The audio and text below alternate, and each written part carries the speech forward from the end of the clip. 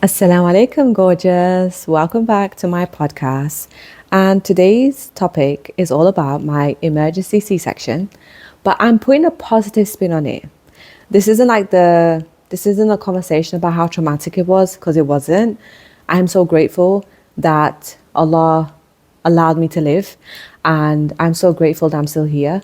I am so grateful that that kind of procedure is available when it's needed. So alhamdulillah. So trigger warning, I'm going to be touching upon topics of stillbirth, miscarriages, bleeding, labor. So if you are triggered by these words, or you're maybe pregnant and you already have pregnancy anxiety, I would recommend that you don't listen to this video, or you can if you know that it's not going to affect you. But I just want to put that trigger warning there just so you know what you're listening to. Okay, let's get into it, because girl, I want to get straight into it. All right.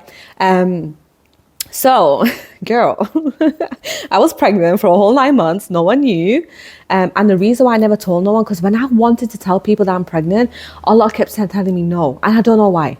It's Allah's wisdom. But every time I just had the urge, because I had a whole group program, girl. I was coaching 18 women since February until May, and I was pregnant. Only Allah did that, by the way. It's Allah. That was Allah. But I was pregnant from that time and no one knew. I had one-on-one clients who did not know. And every time I felt the urge just to say I'm pregnant, by the way, something stopped me. And I can't explain why. Just can't explain it. So that's the first sign for me that this was going to be a miracle child. The second sign is that I literally conceived before Umrah. And what happened before I conceived Hajar-Rose, by the way, her name is Hajar-Rose. She's like 6 weeks old now, masha'Allah. May Allah bless her. She's like so amazing. Oh my gosh, I'm so in love with her. But before I conceived Hajar-Rose, I had a miscarriage literally 2 months before. And that miscarriage was so devastating to me. I actually gave up on the thoughts of ever being pregnant. Because I've been pregnant 12 times now. I've had 6 miscarriages and I have 6 babies. So I just gave up on the thought. I was like, you know what, girl, you've done your time. This is it. You're not meant to have any more children. And I just totally detached from the thought of getting pregnant ever again. And also because I went through a very traumatic time that caused the miscarriage. If you've listened to my podcast, how I went for Umrah 3 times in 1 year, you'll know what caused the stress. So because of that situation, I was just like, maybe there's something like, not something wrong with me, but the stress was so much that it caused me to have a miscarriage. And the craziest thing is that before I found out that I was pregnant with Hajar-Rose, I went for just an ultrasound just to make sure that, the miscarriage had happened. And the sonographer said that there's still some retained a miscarriage and it will pass. So I was stressing, thinking I'm going to get an infection. I live in West Africa. The healthcare isn't that great here. What am I going to do? I was thinking about going back to the UK just to like have a DNC. So I was going through all of that. And then I went for Umrah. So when I went for Umrah, I was just praying to Allah. I was like, Allah, please just like make me healthy.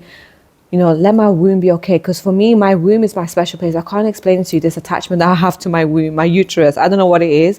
That's why I talk about it a lot with my clients. But it's just like, I feel like it's just my wisdom. It's a place where it's just something about it. It's just my womb, okay? I was like, Allah, please make my womb healthy. Like, make it healthy again. Like, I don't know what's going on. I don't know why I didn't. Because when I had Hajar-Rose, my 5th child, my placenta did not come out straight away. I had to go to the hospital to have it removed manually. It's the best way I can describe it. She had to stick a whole arm in my vagina and take it out. And it wouldn't detach from my uterus. From that time, I've always had this issue of thinking, like, what's happened to my womb? Like, what's going on? I've done a lot of work on it. I've done a lot of healing on it. And I just couldn't figure out what was going on with it. So fast forward to me getting pregnant with Hajar-Rose. Before that, I was just praying to Allah at Mecca, saying, Allah, please just regenerate my body and make it how it was when I was like 15 years old. Like, make it young again. Make it, because I had so many pregnancies, like maybe it's affecting my womb. And I don't want it to affect my womb because I feel like it's my connection to Allah. I get downloads. I feel in my womb when I get a download. So it's something that I'm attached to. So I was making that dua in Umrah, not knowing I was pregnant, girl. And then, because I had literally no symptoms. When I get pregnant, I know when I've conceived. I will tell the doctors, no, I conceived on this day. I may have had my periods on that day, but I know when I conceived. And they was looking at me like, what are you on about? It's like, listen, I saw the egg and the sperm in my mind, like entering. That's what I tell them. I know I sound crazy, but I'm like, I have an image. I get a visual of an egg and sperm meeting. And I just know I've conceived. That's just what happens to me. And I used to think I was weird, but I realized that's just my gift that Allah's given me. So anyways, this time I had no symptoms, no vision, nothing. I did not know because I was so devastated about the miscarriage. I just detached from the thought of being pregnant again. I thought, this is it. I'm done. And I realized that when I detach, Allah always gives me what I want. So anyways, I go for Umrah, had an amazing experience. Then I go for Umrah again, literally 2 weeks later. And it was during my birthday. And I just remember saying to Allah, Allah, please keep me healthy. Keep me healthy for my children, for my grandchildren, for my great-great-grandchildren. I want to be around. I want to pass them on wisdom. Like, I want to do what my grandparents never did for me. I really want to be alive just to pass that wisdom on to them. I want them to see, like, their grandma in full life, just being there for them, something that I never had. You know what? I just crave to be that grandmother that can just look after her grandchildren and just be there for them. I want to see them go to university. I want to see them pass. I want to see them get married. I want to see them have children. Like, I'm just that grandmother. I'm already the grandmother. So listen, my grandkids, when you see this podcast, you see this video, just know grandma loved you, okay? So second time I went for Umrah, I was praying and I didn't know I was pregnant. Now, I wasn't tracking my periods because I was still breastfeeding my fifth child, Hajar-Rose. She was like a year and a bit. She just turned 1 in August, so she was a year and a half old. I was still breastfeeding her. So in my mind, I wasn't thinking about getting pregnant again. And then around February, March, I was like, I feel a little bit off. Sophie just came to me like, am I okay? Don't know why. So I was like, don't know what possessed me to take a pregnancy test. I took a pregnancy test and I'm pregnant. I'm like, what? How am I pregnant? Like, I never had the hunch for it. Like, how am I pregnant? I was in shock, literally. And then I went for an ultrasound. Girl, when the sonographer was putting the thing on my stomach and I see a whole grown child, like a whole grown baby, I'm like, what? How many weeks am I? And I think at that time I was just shy of 17 weeks, I think. And I was in shock. I don't know how many weeks I was. I was just like, what the heck? Obviously, I praised Allah. I was like, Allahu Akbar. I was crying. I was like, but I just had a miscarriage. How is this? Is this a miscarried baby? Like, what is going on here? Was that the thing that they were seeing in my uterus? Was it a twin that I lost? I don't know. There's so many things going through my mind. I was like, how am I pregnant? Obviously, I was praising Allah. I couldn't stop praising Allah. Like, I was in such awe and shock of what Allah has blessed me with. And it's so funny, I tried telling people that I'm pregnant, but something just stopped me from telling people I'm pregnant. I was running a group coaching program from February until May, and I found out I was pregnant around March, April time, and I was like, I want to tell people I'm pregnant, but Allah was just telling me no. Every time I felt the urge to tell my clients I'm pregnant, something just held me back, and I don't know what it is. I was obeying Allah's command. Allah was telling me, not going to tell people. I was like, okay. Maybe this is an experiment for me to show people that you can be pregnant and still run a business and still live your best life. Because I went for Umrah 3 times, like nothing stopped. Don't know what it was. I'm still trying to figure it out, but that was just it. I couldn't tell people. Literally, I just choked up every time I thought about telling people I'm pregnant. So I coached like 18 women from February to May. And I had one-on-one clients, and I was like so upbeat. Normally in my pregnancies, I am sick as a dog. I'm in bed, I'm vomiting, I have hypervomesis. Girl, I'm like literally on death's door. It's hard for me to just focus on one thing. So I was like brand new. I was a brand new woman. And I attribute this to 2 things. I think because I was doing castor oil packs, I was drinking castor oil like a teaspoon, because I found out I had the miscarriage baby in my uterus. I was drinking like a teaspoon of castor oil every single day. And also I was putting castor oils on my stomach just to like release anything that was happening in my uterus, because castor oil penetrates the skin and the layers of the skin and goes into the cells. So I was doing that every night. I was doing that before I fell pregnant. Previously, before Hajar-Rose, I was doing that for like 6 months, but then I stopped when I fell pregnant, when I found out I was pregnant, and then I had a miscarriage. But also, I've also been taking this thing called adrenal cocktail. It's by Jigsaw Health, and it's called adrenal cocktail, and it has vitamin C, salt, and potassium. It's a powder that you put in water and drink it. I was drinking that as well. So I think that contributed to me not feeling sick because I had magnesium in my body. Usually when you feel sick, it's because you're depleted of magnesium and copper.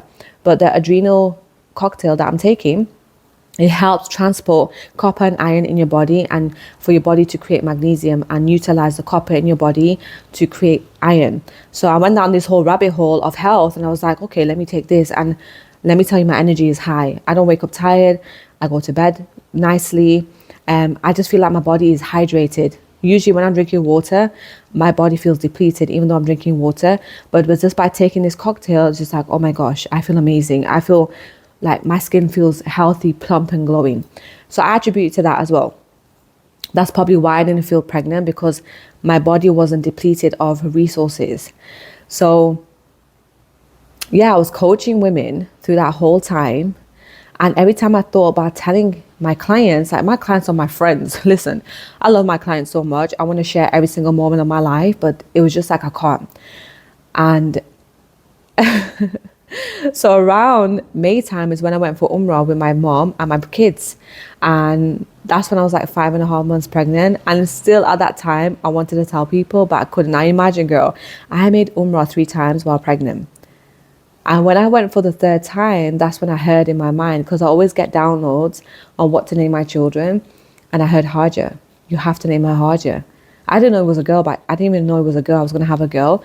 But it kept like, I kept hearing this voice, call her Hajar. And I got that download when I was doing Safa Marwa. I was like, it has to be Hajar. Hajar-Rose. Like, come on, girl. I got to put my name, my stamp on it, you know. So that was so heavy. That download was so heavy. I was asking my husband, I was like, what should we call the baby if it's a girl? And I think he said Fatima or Zainab. And then for a boy, Suleiman or Idris.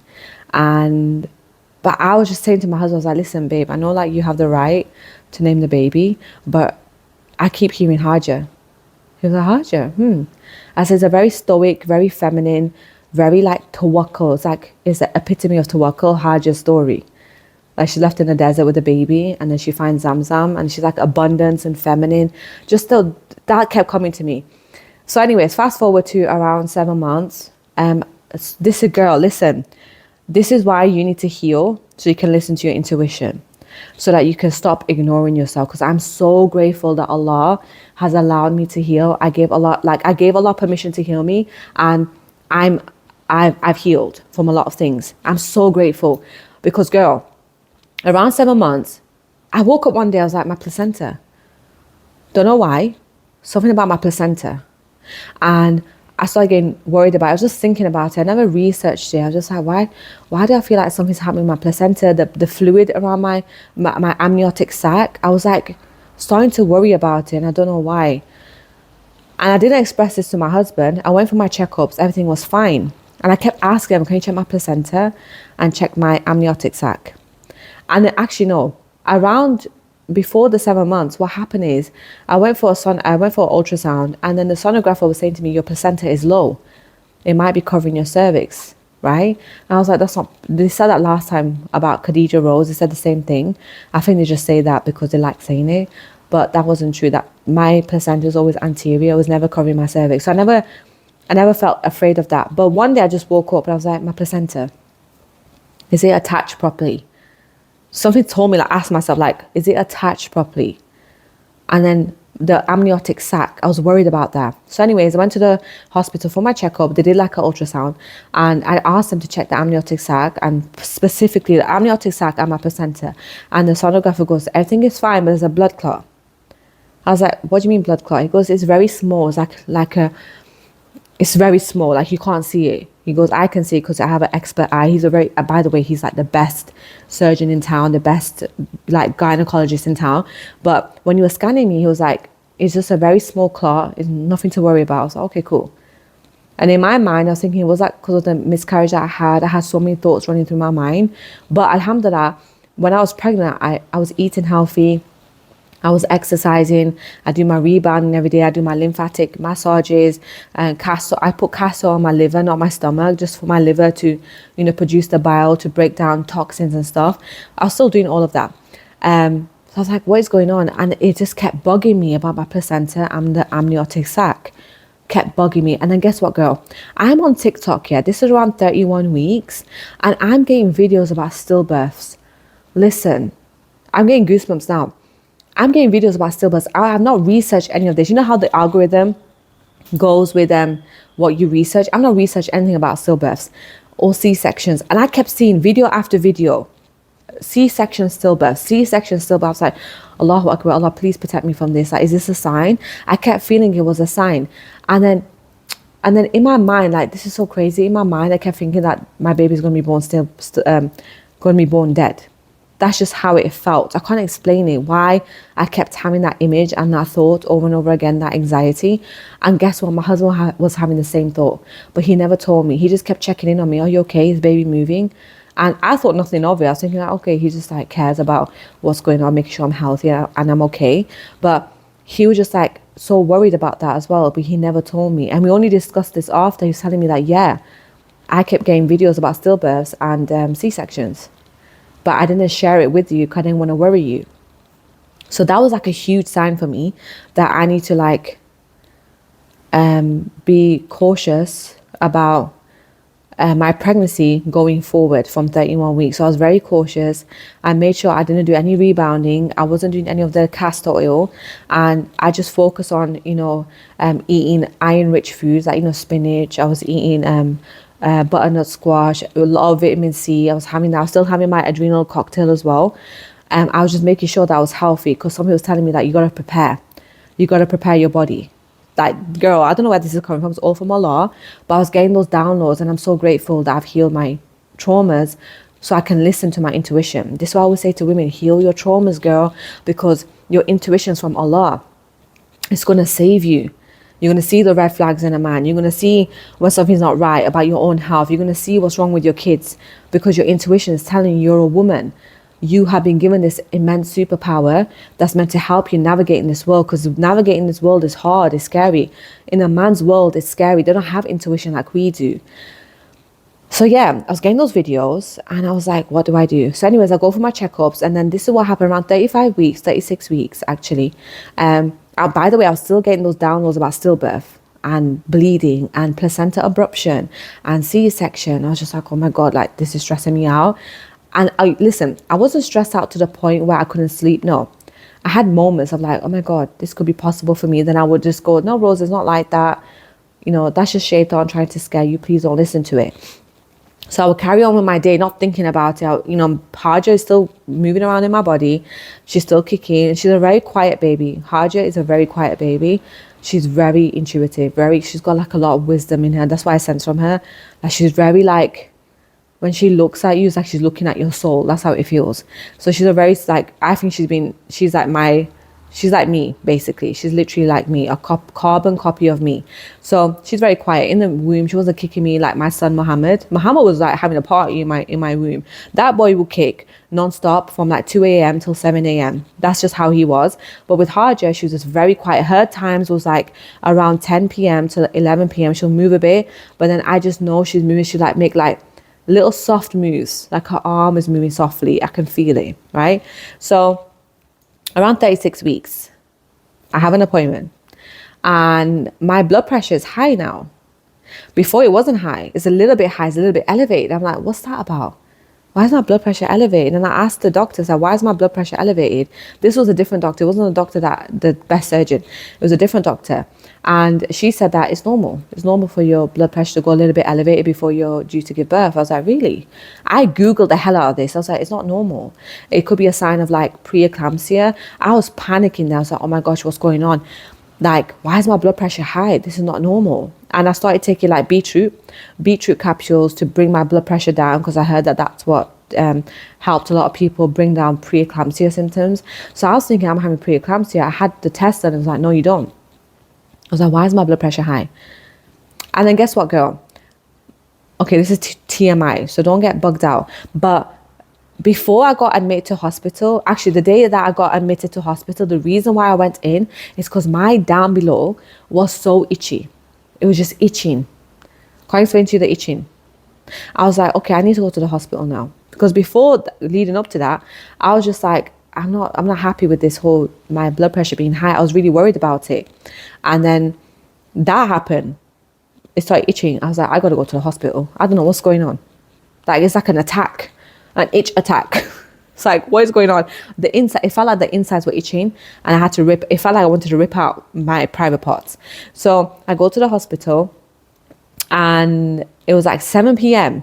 And I was like, oh my gosh, I gotta get home. The kids, like my nanny is here, but she has to go home. I was just like in it. I was like, let's just go home. I told my husband, let's go home. Let's come back the next day. And then the receptionist was like, no, stay. You gotta stay. I was like, why? She goes, nope. You want to get seen, you're going to get seen. Give it 5 minutes. That's Allah. Because I was ready to go home. I was tired of sitting down. And you know how uncomfortable it is to sit down for a long time when you're pregnant. I was just so frustrated. I was just so annoyed. I was hungry. I was everything. And she was like, no, you're not going. I was like, are you holding me hostage? She was like, nope, you can't go. Got to see the doctor. I was like, okay, cool. So anyways, I go to see the doctor, and she's a really good doctor as well, really good gynecologist. And she took like when they stick the thing in you, I forgot, a scapula or whatever, just to test the water, whatever's coming out of you. So she checked it. She's like, your waters are breaking. I was like, what? My waters are breaking? I said, my waters never break before I give birth. And she was like, yep, your water's broken and you're leaking. And then she took a scan. She goes, yeah, you're half. She goes, you're half full. Your amniotic sac is half empty, half full. So they do the four quadrants. 2 of the quadrants were empty and 2 of them were full. I was like, oh my gosh, what is going on? I had not prepared for this. I had the signs, but I didn't prepare for this. But mentally, I was okay. I was so calm. I was like, okay, Qadr of Allah, it'll be fine. We'll be fine. So anyways, she was like, I have to admit you. I'm sorry. I was like, what? My kids. I was like, what? Wait, like my husband and me. My husband was like, Rose, just be quiet. You didn't get admitted. It's fine. I said, yeah, but what about the kids? And like I haven't prepared nothing. I don't have the baby clothes yet, and I don't have everything. So the nappies is all being shipped. Like he's not here yet. I was just talking, rambling, and my husband was like, "Listen, babe, you need to get admitted. You need to be looked after." And I swear to God, that's from Allah, because I'm the type of person that thinks about when it comes to situations like this. Like I'm thinking about my kids, and I'm just like stressing about things. And he was like, "Nope, you need to be taken care of. Just I've got it. Don't worry." So that was it's like I was washed with relief. I was like, okay, my husband's here, it's fine. He's got it, everything's gonna be fine. So they admitted me, gave me like the hospital gown, and I just had to go sleep on a bed. I actually had a private room. Like my husband made sure that I had a private room to myself, and I just burst out crying. I was just like, oh my God, I'm gonna die. My husband was like, why are you talking like that? I was like, I'm gonna die, babe, I'm gonna die. And he was like, oh my gosh, babe, that's not gonna happen. So we prayed 2 rakat. I was Isha. I prayed my Isha, and then I prayed 2 rakats, just asking Allah for forgiveness, and just like asking for safety. And then I went to sleep. And then the doctor said to me, like, if you don't go into labor, we're gonna have to induce you. Now, I want to talk about inductions. Like I'm so against inductions. I'm so against them. But I was like, let's just do whatever. So the next day, the woman came in. She was like, okay, you haven't gone into labor, so we're going to start you on Pitocin. I was like, really? Do you have to? Like, does it have to go this way? Can I just wait? She goes, listen, because you're leaking fluids, you're leaking the amniotic sac, we want to minimize the risk of infection. And if you don't have the baby within the next 24 hours or 48 hours, there's a high risk that your daughter can develop an infection. She might die. And I was like, subhanAllah, okay, cool. I was like, let's do the Pitocin then. Let's just get it out the way. I don't care anymore. Let's just do whatever you say. This is tawakkul. I was just like, and you know what, subhanAllah, when I got on the Pitocin, I just kept hearing this, Rose, you're safe. You'll be fine. Let me take care of you. Let me support you. I'm getting like teary-eyed, like hearing this, like remembering how I was feeling. But I remember like the midwives would come in and would say to me, you are so calm. I was like, yeah, I have Allah, it's fine. Allah's going to take care of me. That's what I kept saying to him, Allah's going to take care of me. I have Allah. It'll be fine. Hajar has Allah. I have Allah. We're all going to be fine. I was tearing up thinking about this, subhanAllah. Like that whole situation, like everyone telling me I'm calm, for me was a sign that Allah had my back, that Allah knew what He's doing with me. This is all qadr. There's no reason for me to feel sad that I had a C-section or feel like I failed. Like I haven't failed. I died twice to give birth to my daughter. So they put me on Pitocin. I wasn't getting any cramps, no labor signs, nothing. I had a few cramps here and there, and then I started bleeding. I was like, what? I looked over, I felt something pop, and I put my hand down to my private parts, and I looked and I was like, oh my God, we have blood. I was like, this is what I said, we have blood. And the midwife looked at me, she was like, are you okay? I was like, yeah, but we have blood. I was just talking like this, we have blood. And she was like, okay, let me speak to the doctor. The doctor said to prep me for an emergency C-section. I looked at my husband. I didn't say nothing. My husband was calm. Allahumma barik fi. My husband, if he was not calm, I think I would have panicked too. But when I heard the C-section, again, I heard the same voice, you're safe. Let me take care of you. This is your time to relax. And it's so deep here. Now I figured out why I was getting those downloads, because usually after I give birth, girl, I'm back on my feet. I'm up and down. I'm normal. I'm just like, yeah, the baby is fine. But it's like this time Allah was saying to me, like, you need to rest. This is your time to rest, because what you're going to receive is going to be massive. You're going to receive so much abundance that you need this period to rest in order for you to be able to receive it, because you can't receive it by being all over the place like you are after pregnancy, after you give birth. So anyways, I was calm, right? And I'm looking at the heart monitor. Baby's fine. Hajar's fine. Her heartbeat is normal. It's not dropping. It's not, none of that's happening. And I'm just saying, I'm just doing my dhikr. I'm doing my astaghfirullah. I'm reading my Quran. I'm just so calm. I'm smiling. And I genuinely believe that because I was so calm, I wasn't scared, my cortisol levels weren't raised, adrenal levels weren't raised. I believe that's what really helped me have like such a safe delivery. So anyways, they prepped me for C-section, like all this. I didn't know they do all this stuff for C-section. I thought C-section just like you just go in and get cut open. The only thing you do is anesthesia, but they had to put me on a drip. They had to put like a cannula in my urine hole so I could pee in a bag. There's so many things that happen. I was just like, what is all of this? So right before I'm about to go into the theatre, Hajar-Rose, there's like a little knock on my womb. So I can't even explain to you what happened. So I'm like feeling for, I was like, I can't feel her. Is she okay? But the heartbeat monitor is saying she's fine, but I can't feel her. I was like, is she like coming out of it? What's going on? So anyway, she knocks, like a little tap, little knock. Oh my gosh, it was so cute. I was like, Allahu Akbar, she's fine. I told the midwives, I was like, oh, she's knocking to let us know that this is the way she's going to come out. And they were all laughing. They go, you are so funny. I was like, she's knocking on my belly to let us know that this is the way she wants to come out. She didn't want to come out the normal way. She wants to come out in this dramatic way, because maybe she's going to be a special baby. Who knows? But she's definitely a miracle. And my husband was so calm. And usually in West Africa, they don't allow the fathers to come into the theatre. But Alhamdulillah, you see how Allah is so merciful. My husband asked the doctor who performed the C-section on me, and he was like, yeah, come. I always encourage dads to come, but they don't want to come, but yeah, come. And I was just like, Allahu Akbar, Allah, you are so, like, I'm so grateful. I don't even know how to express how grateful I am to you.